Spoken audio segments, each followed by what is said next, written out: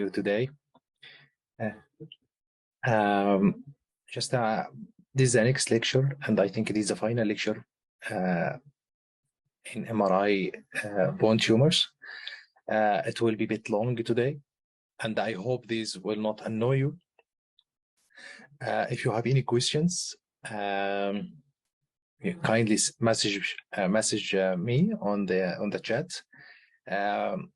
You may be dumbfounded by the end of the lecture, so because you will find that every single thing you want in the bone tumors, you will find it in this lecture. I hope so. And if there is something missed in this lecture, kindly message me and I will highlight it or clarify it either in this lecture or in the coming lecture.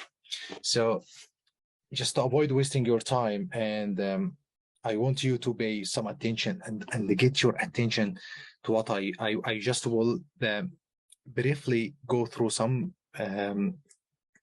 my main point. I want to appoint for you the names of the tumor, the main differentiating findings, and leave this presentation for you. It will be available on the site. And even if you are not you don't have subscription advised radiology, you can send me an email and I will send you back this presentation. Okay, so no problems at all. I want you to review to keep this presentation for you as a core of your studying for the bone tumors, because there are a lot of efforts done in this presentation. Okay, so to continue, we just to remind you of what we talked about in the previous lecture, that we spoke about the general concept of the bone tumors and not to be dumbfounded by any huge tumor, just to try to organize yourself in bone tumor in the FRCR in the final exam. Don't give a comment on a bone tumor without the X-ray. And when you have one view, tell the examiner, I want the orthogonal view. If he has not the orthogonal view, you will be rewarded for this one, for this question. I want the orthogonal view. Okay, I want the what to do next, and just to have to comment on these things. The matrix, the is either there is narrow or wide zone of transition, periosteal reaction, cortical breaking through, extension into the intra-articular extension or not. The rule of MRI and CT.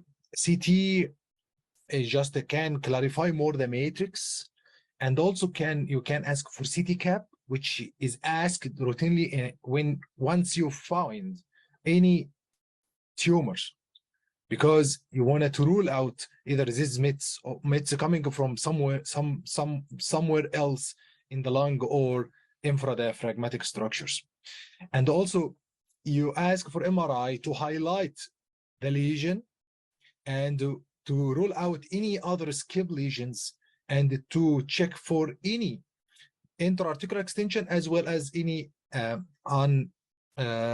small periosteal soft tissue involvement. Okay, so when you organize your answer, this is your description. The next step, I will refer the patient to sarcoma center. Okay, if this is malignant, if this benign, either there are don't touch lesions like the current one. This pathology is not don't touch lesion. You have to give him an impression that this patient doesn't need pathology, doesn't need biopsy. Okay, don't raise a concern of the patient, of the clinician, because sometimes you may say something which may raise his concern. So no, send the patient to the for biopsy, or send the patient to sarcoma center, and just to avoid any legal problems in the future. By the way, also the age of the patient is something crucial to ask about it. If the examiner doesn't tell you that the patient age is like 40, 30, 12 years old, if this is not obvious by the epiphysis, ask him what is the age of the patient if you are not sure. Okay, because some lesions, the most common example is the chondroblastoma and the low-grade chondrosarcoma. The diagnosis is just by the site, the features, and the age. The age below 35, it is chondroblastoma. Above 35, it is low-grade chondrosarcoma until proved otherwise. Okay, so non-ossifying fibroma. This is one of the most common incidental findings in the MSK. It is most commonly around the knee and distal tibia, because the knee is the most MSK site to be examined in all the centers. Okay, this cortically based or juxtacortical. The margins is sclerotic, the high grade of benign presentation. So sometimes it could give you an apparent appearance of to being central, but so which can help you is the orthogonal view. In the PET-CT, mild to intense uptake non-ossifying fibroma, and in the MRI it is fibrous. So it is commonly to be low in T1, and sometimes ISO or mild intermediate signal in fluid sensitive sequences, and the sclerotic limb low signal in all the other in all sequences. Okay, so okay, just let me show this.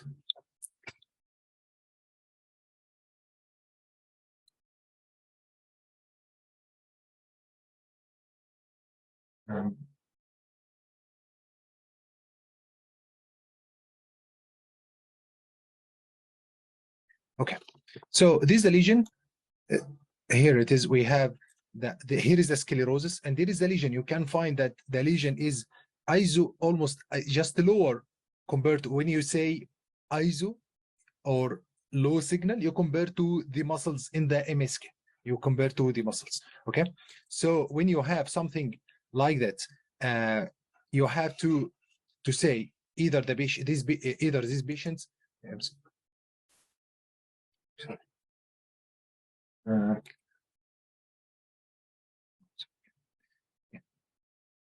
Either this patient is either low or ISO or hyper intense signal compared to the muscles. Okay, so here it is in the X-ray.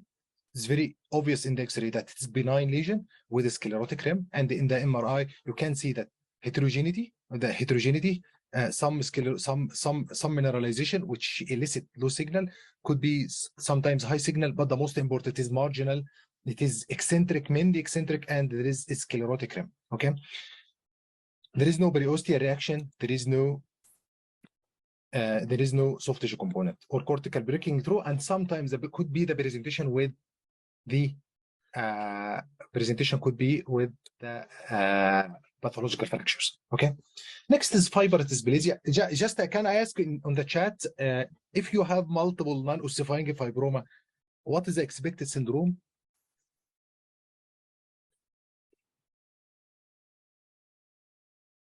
Let's see. Can you?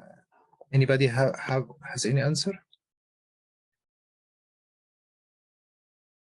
Non-ossifying fibromas, multiple non-ossifying fibromas.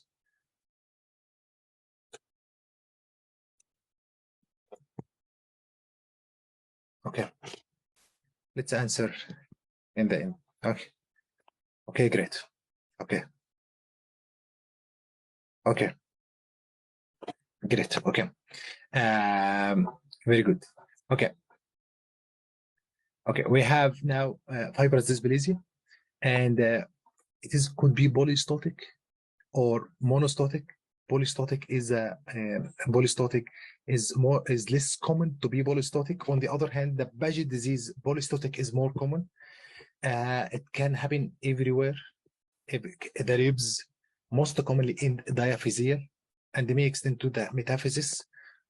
In the X-ray, it is. I will tell you. I will tell you what I am. Okay. Okay. We diaphysia and extend to metaphysis, and it is more central, and it is ground glass density. Ground glass is not lucency, just because I think it is Mohamed syndrome.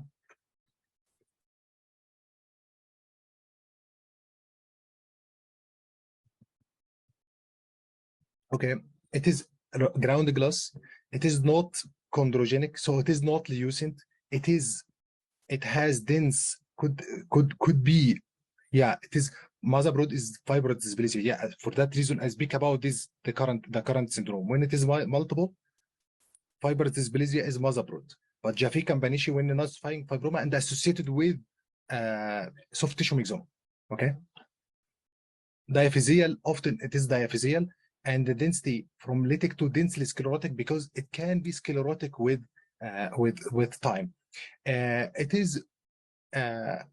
can happen in the skull, it can happen in the ribs, it can happen everywhere, and it is associated with very common deformity called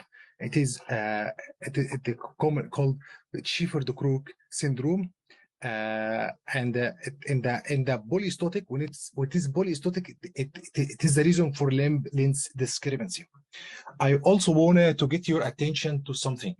When there are multiple bony tumors like multiple exostosis or multiple fibrous dysplasia, the bone are used in this tumor, and the reserve is used and directed to these tumors, and not for to complete the growth of the length of the bones. So you may have limb length discrepancy. Besides, this patient could be short patients because of because the consumption of the bone into the tumors. The tumor consumes the calcium, the osteoid, and these structures, and this may lead the patient to be of short stature. Okay. The next, this polystotic. So we have the dense sclerotic region when with time, because it is not malignant transformation. Fibrous dysplasia is very rare for malignant transformation, not like Paget disease. Paget disease could transform to osteosarcoma. Okay. Fibrous dysplasia in MRI in the T1, it is homogeneous, low signal, and the influence sequence range from very high signal to very low signal. It is heterogeneous and even variable in the MRI. Variable enhancement could present with avid heterogeneous enhancement, and sometimes when it is inactive, like any fibrous lesion, could show mild enhancement, and a bit variable according to the activity. For any fibrous tumor, either bony or soft tissue, it has some stages where it is active, and the activity is related to the pain. When it is active, most of the time, it is related to the pain because of the hypervascularity. Okay. Here is the example in the MRI. You can see that some regions are hyperintense, some regions are iso-intense, or just intermediate hyperintense signal compared to the muscles. Malignant fibrous histiocytosis, where this tumor it is wide range tumor, and it is predominantly involved with central metaphysis. It is lytic destructive lesion. Some of these tumors were considered before as fibrosarcoma, but recently the pathology revealed that it is more, it is now that it is more common compared to fibrosarcoma. It is a lytic destructive lesion, and it may be evident with central mineralization and sclerotic margins, and are uncommon to be associated with periosteal reaction. Scintigraphy, it will be active in scintigraphy, which presents central photon-bore regions, and some occasionally it could be associated with bone infarct. Generally, when you describe this lesion, when you find lucency with internal calcification, start to describe it as an apparently chondroid lesion, because with the advance of ages, the chondrosarcoma, the bone infarct, and the malignant fibrous histiocytosis, and when the patient is a bit younger, the eosinophilic granuloma, some of the orthopedic literature say it is apparently chondroid lesion, and they speak about it is aggressive or benign, speak about the invasion associated soft tissue component, speak about the periosteal reaction, but don't jump and say it is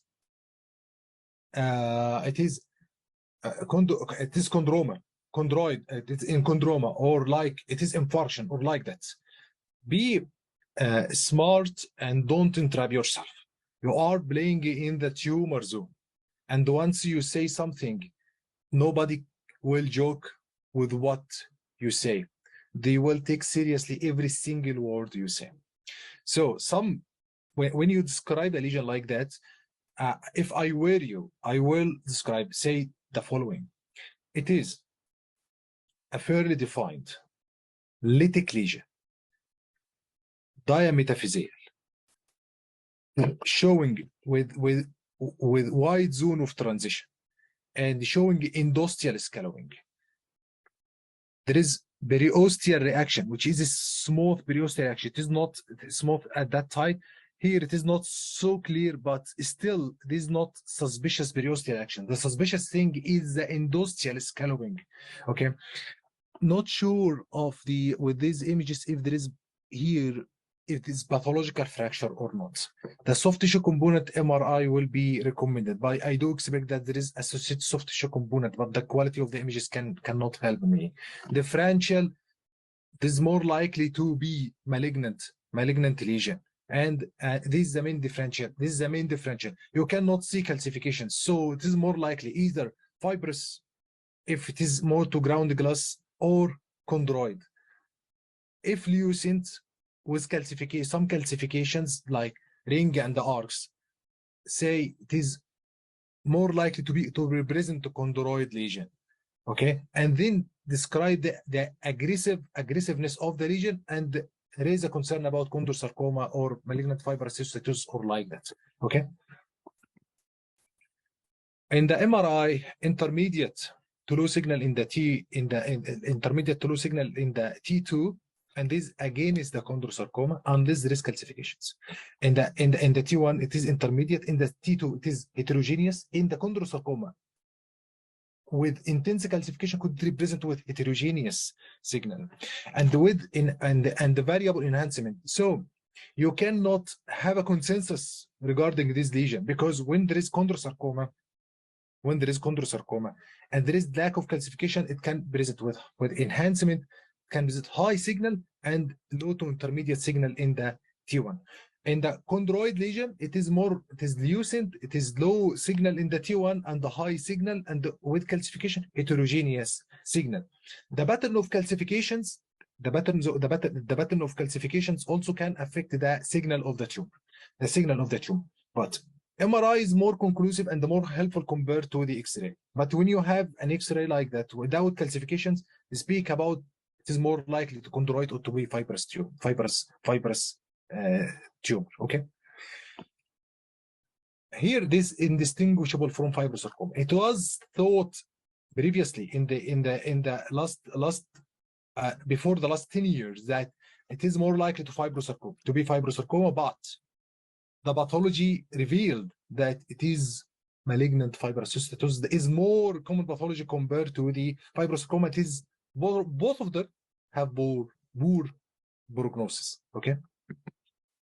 Ewing sarcoma. Ewing sarcoma is it is not a tumor which you can classify it and claim that it is the tumor of the it is the tumor. It is chondrogenic. It is not chondrogenic. It is not fibrogenic. It is not osteogenic. You cannot say that. But Ewing sarcoma is group and is one of the tumor which under the flag of rounded blue cell tumor, rounded pathology, rounded blue cell tumor or primitive neuroectodermal cells. Okay, these like neuroblastoma, medulloblastoma in the brain. This is the platform which can represent these tumor. In Ewing sarcoma, the presentation is between 5 to 15, but in the old ages, it is when you find it in the old age is it involves more the flat bones. Okay, it is less aggressive compared to the osteosarcoma, and we explained in the last lecture that because it can present with the onion. We explained the reason that because there is some time for healing, so you will find the cortex, then you will find lucency, then the cortex, lucency, because there is sometimes for healing. On the other hand, the osteogenic tumors like osteosarcoma, you don't have this time, and it is aggressive and very fast, so there is no time for healing. So you can find that it present with some burst or Codman's triangle. The point in the Ewing sarcoma, it is the distribution of the Ewing sarcoma, and here is the radiological findings. You will find it is more diaphyseal, expansile. The more involvement of soft tissue is more compared to the bone. It involved the femur and the humerus, the pelvic bones, and the ribs.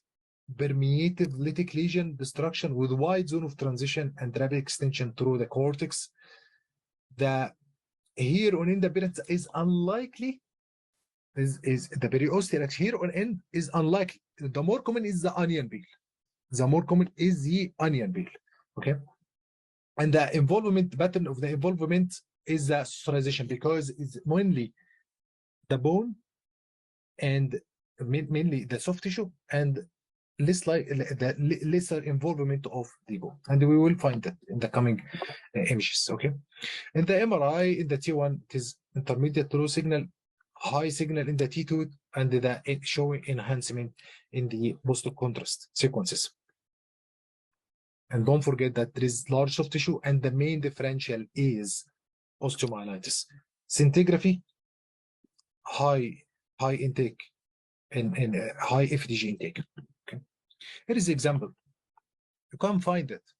You see this. This is the onion peel. This is the onion peel.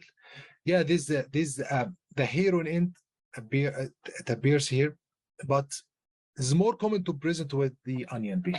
Okay, large soft tissue compared to the involvement of the bone, some socialization of the bone.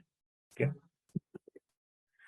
in the MRI, you can see large soft tissue component compared to the bone involvement. Okay, in the bone scan. The next is Adamantinoma. Adamantinoma is considered as locally malignant tumor, mainly in the upper anterior tibia, and can also involve the mandible.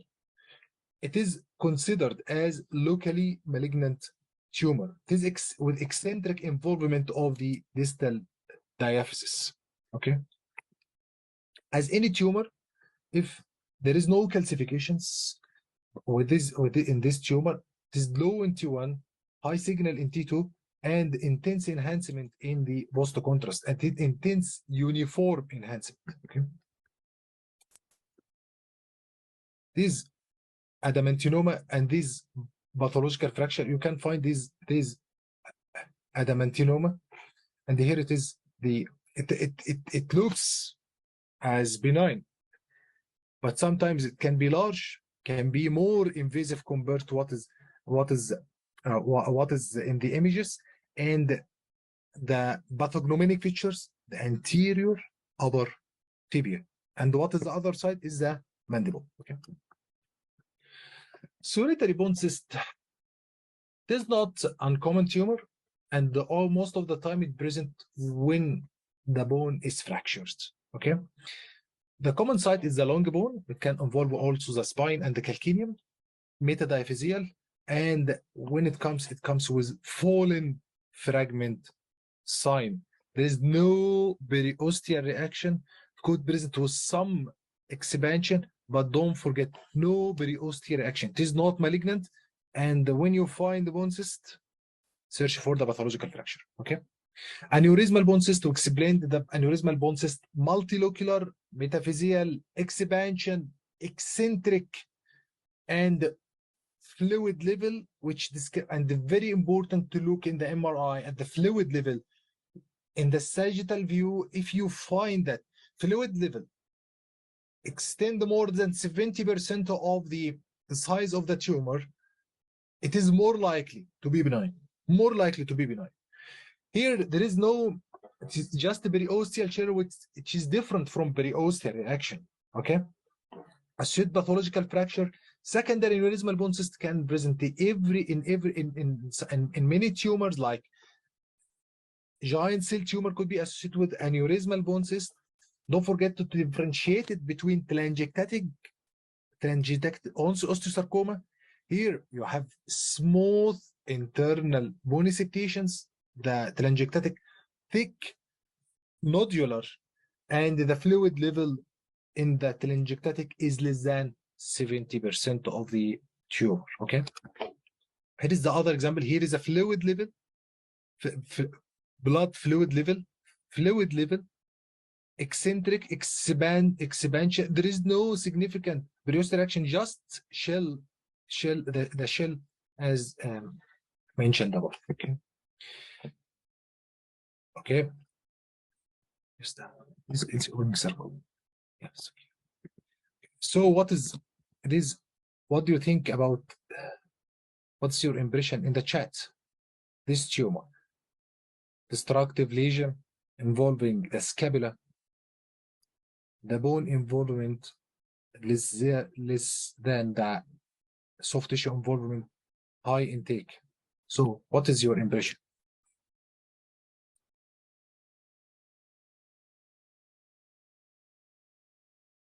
Yeah, okay. There is no fluid level in the simple bone cyst. There is no internal septation in the simple bone cyst. This is only one cyst. You can see only fallen fragment sign. Aneurysmal bone cyst and telangiectatic osteosarcoma. There are the post-contrast sequences. You will find enhancement of the internal bony septation. These bony septations are thicker and more nodular in the telangiectatic osteosarcoma compared to the aneurysmal bone cyst. But simple bone cyst has no fluid level. This is just this fallen fragment sign, and the less expansile compared to aneurysmal bone cyst. This is minimally expansile, but the aneurysmal bone cyst, simple bone cyst doesn't show fluid level. Okay. So what is the answer for it? Is osteosarcoma, chondrosarcoma, Ewing sarcoma, Mets, or lymphoma?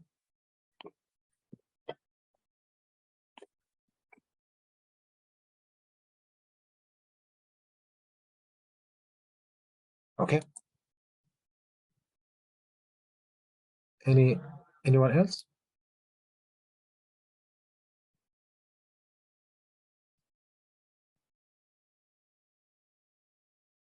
Why? Why chondrosarcoma?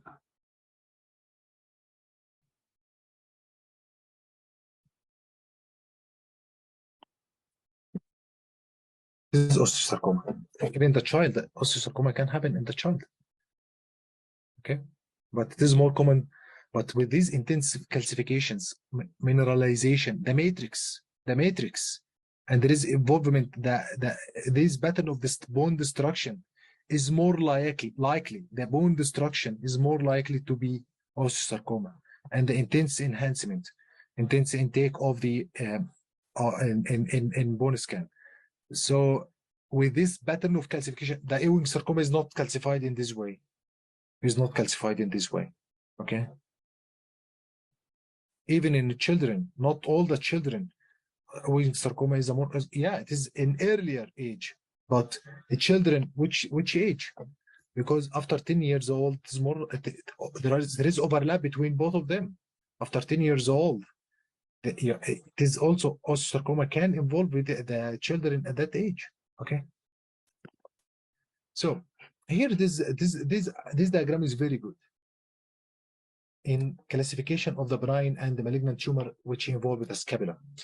And the scapular tumor, when it involves S1, it is more likely to be malignant tumors. Okay. And when it involves this region, it is more likely to be benign tumor. Okay. I hope this is clear. And this diagram is really very helpful. Okay. Here is the age, less than 20 years old. This is eosinophilic granuloma, Ollier disease, and the Maffucci syndrome, osteomyelitis, 20 to 40 fibrous dysplasia. So the malignancy develops when it exceeds, when in old age, when from 40 to 60. Don't forget the brown tumor, and consider the brown tumor in the old age.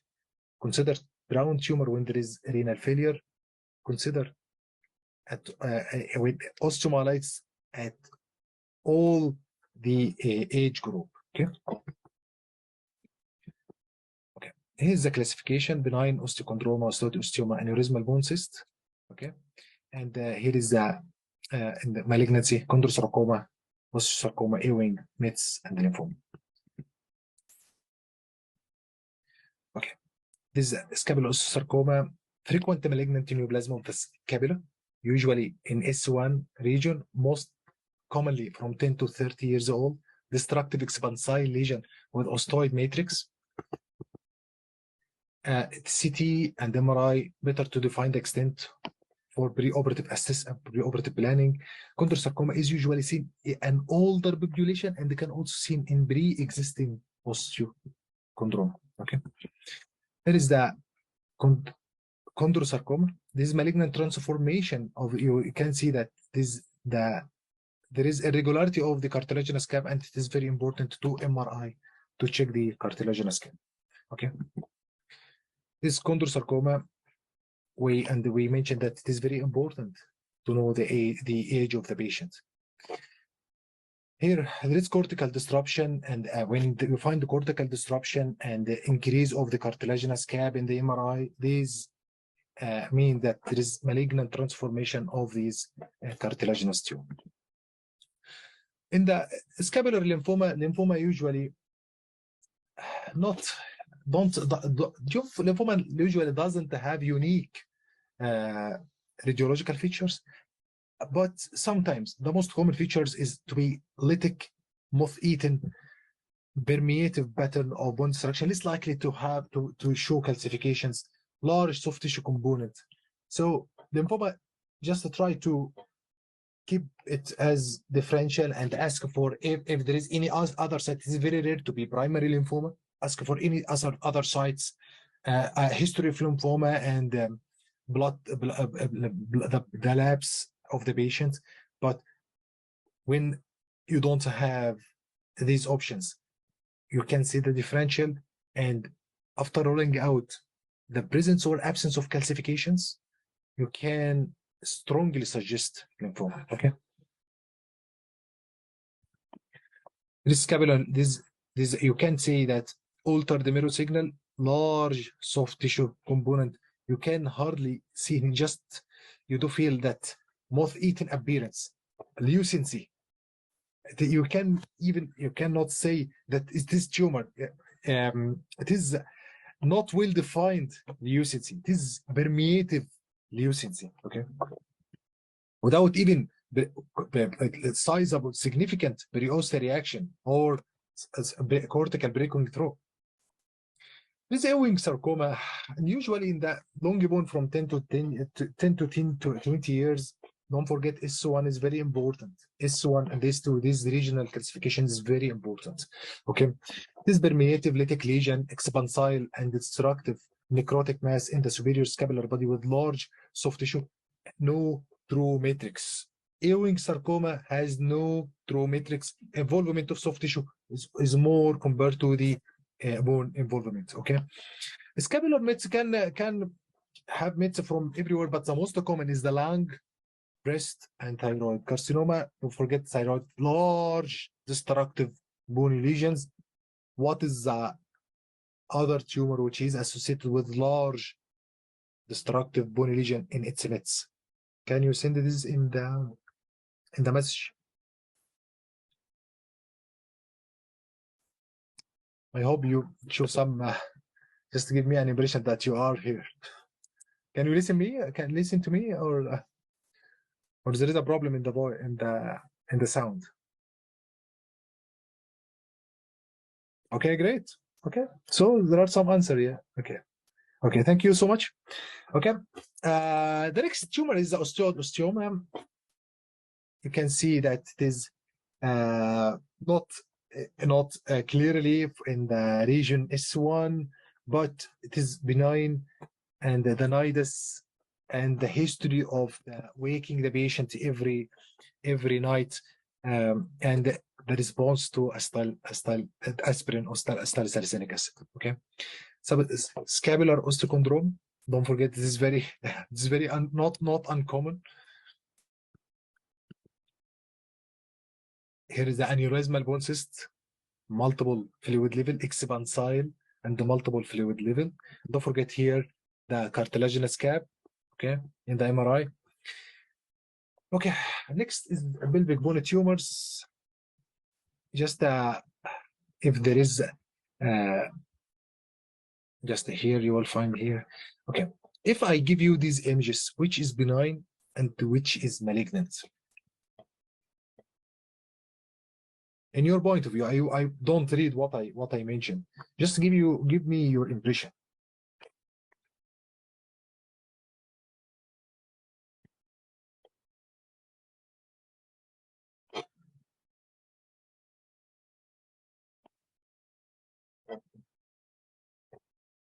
No reply. No worries. This zone between, you know, that the trabeculation, primary, we have primary and secondary trabeculation.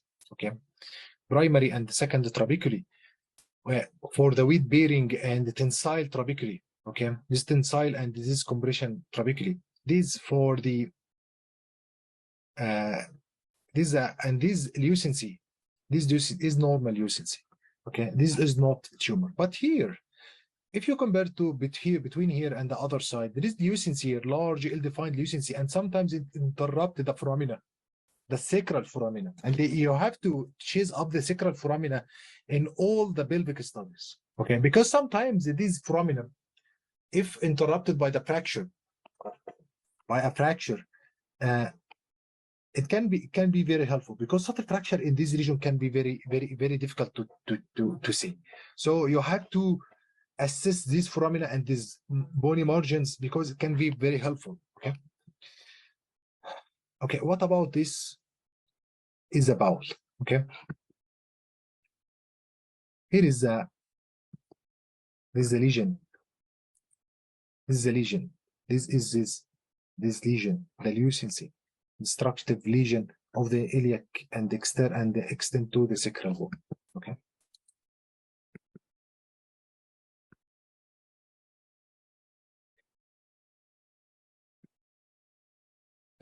Don't forget the insufficiency fracture. Don't overlook these things in the pelvic region, and because sometimes it can appear as tumor with sclerosis.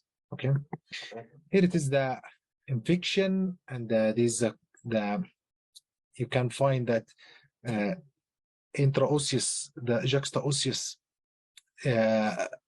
hyperintense signal.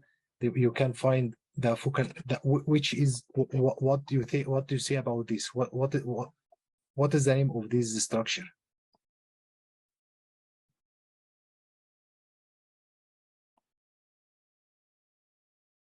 sequestrum. Okay.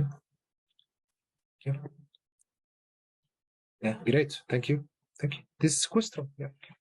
And what is the other healthy bone? The name of the other healthy bone?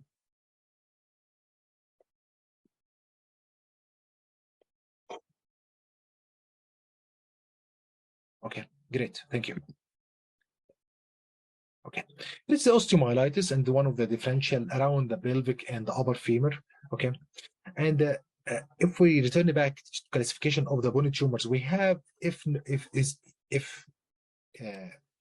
regarding the bony tumor, if the tumor could be diffuse in Paget disease, fibrous dysplasia, multiple myeloma, or metastatic disease, Langerhans cell histiocytosis, it can involve the proximal thigh, like it could be cyst or osteoma or osteochondroma or like that, or the sacrum, Mets, chondrosarcoma, giant cell tumor, or chordoma, and nominant bone, the iliac bone, which malignant lymphoma, like osteosarcoma or Ewing sarcoma, if not tumor like infection or trauma. Okay, so we explained the infection and the trauma. Okay, then